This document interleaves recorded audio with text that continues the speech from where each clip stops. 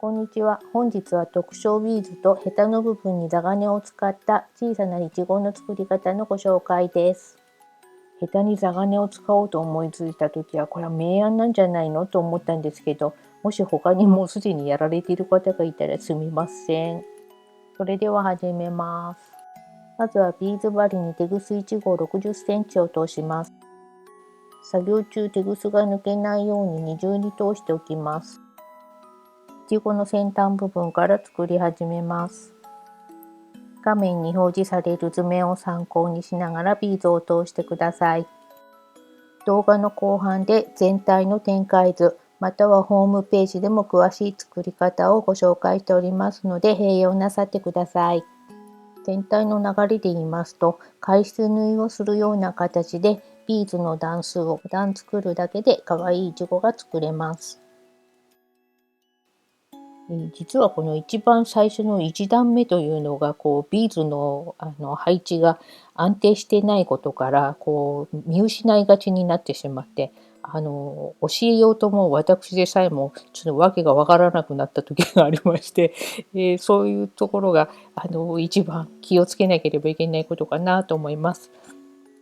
案外上から作った方が、分かりやすいのかなと思わなくもないですよね。なんか今度ちょっとやってみようと思います。これで1番の難関1段目ができたところです。外側を向いているビーズが3つ、3箇所並んでいると思いますけれども、これを2回に分けて、ビーズを増やしていきます。最終的に6箇所に増えます。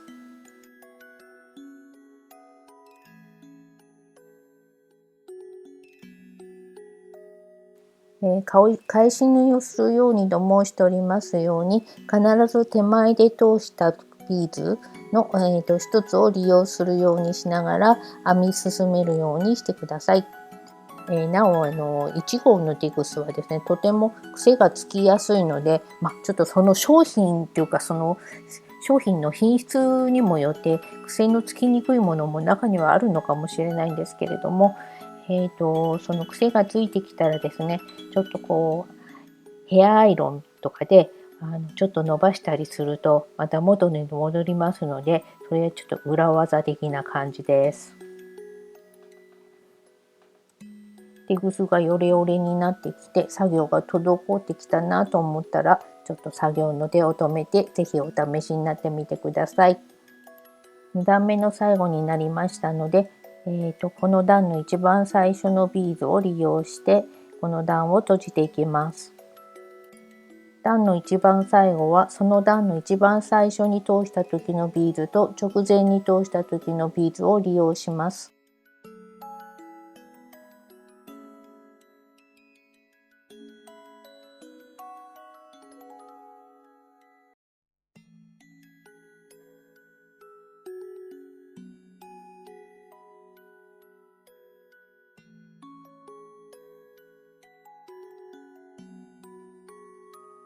2段目が完成しました。3段目は変則パターンなしで進めていきます。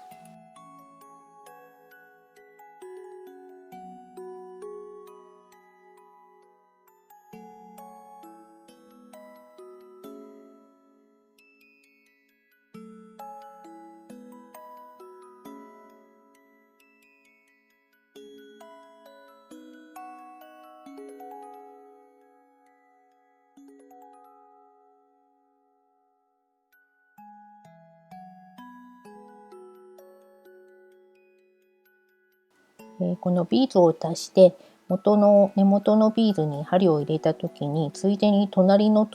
パートのところまで針を通すと作業効率がいいんですけれども、あえてこの皆様にご紹介する場合は分けて作業をしています。3段目の最後です。2段目の時と同様、段の通し始めのビーズと直前に通したビーズを利用します。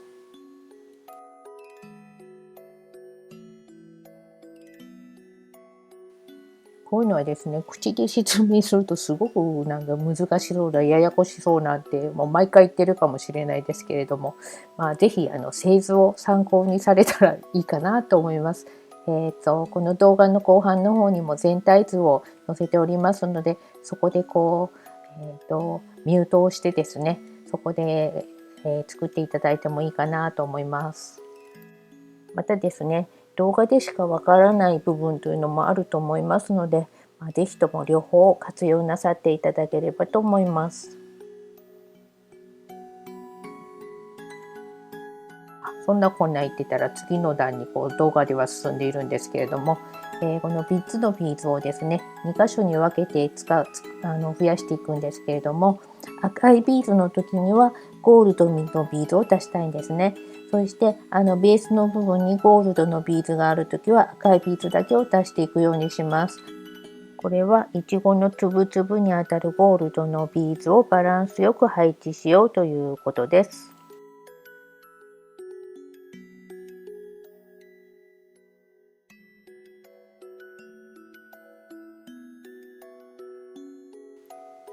ここまでご覧いただいている方は言わずもがなですね、2段目と3段目同様、段の初めのビーズと直前のビーズを利用してこの段を閉じてください。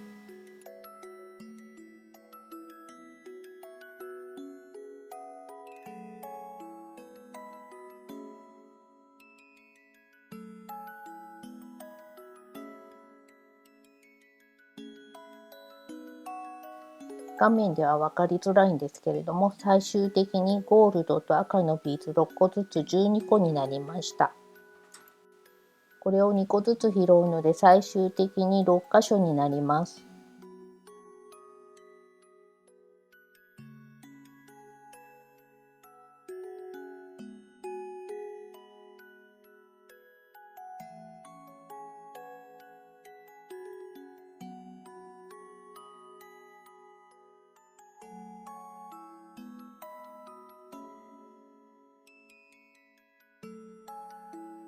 5箇所目を通し終えましたら芯にするビーズを入れます。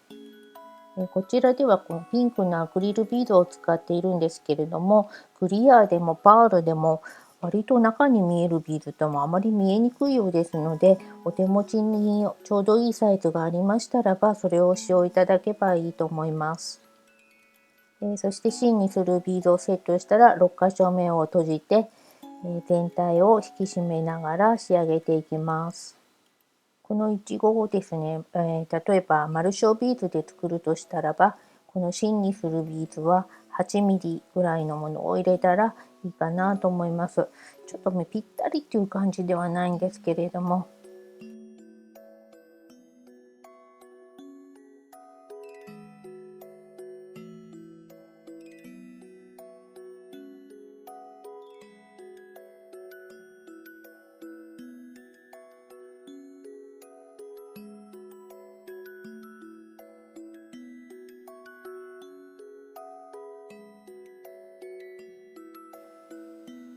全体の展開図です。ビーズに番号を振っておりますので、その番号をたどりながら通してみてください。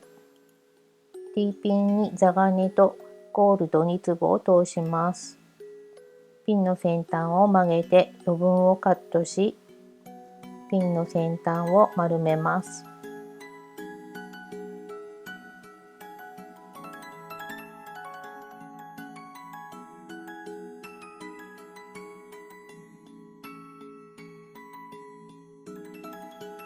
通し始まりの手筒でいちごの先端の3粒のビーズをまとめておきます。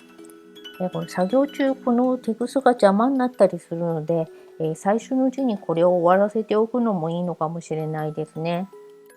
ついつい先に進む気持ちが流行ってしまい、作業効率を上げる技を後回しにしてしまったのがちょっと失敗だったかもしれないですね。他の動画で紹介いたしました3カットビーズで作ったいちごと大きさを比べてみていただいたらわかると思うんですけど、かなりちっちゃくなって繊細になってます。ビーズの種類だけでなく製図も異なっておりますので、ぜひこちらのいちごも作ってみてください。それではここまでご視聴いただきありがとうございました。チャンネル登録がお済みでない方はチャンネル登録もよろしくお願いいたします。コメントも大歓迎です。それではまた次回までごきげんよう。さようなら。